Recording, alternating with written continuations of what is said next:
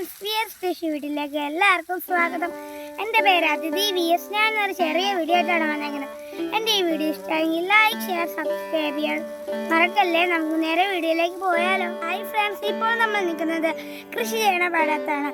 നമുക്ക് കണിമത്തൻ്റെ വീഡിയോ എടുത്താലോ. Hi friends, വിഷുവിൻ്റെ വരവറിയിച്ചുകൊണ്ട് നമ്മുടെ കണിമത്തനെല്ലാം കായ്ച്ചു. ഞാൻ പാടത്താണ് ഇരിക്കുന്നത്. എൻ്റെ അടുത്ത് തന്നെ കണിമത്തനും ഉണ്ട്. കണ്ടോ?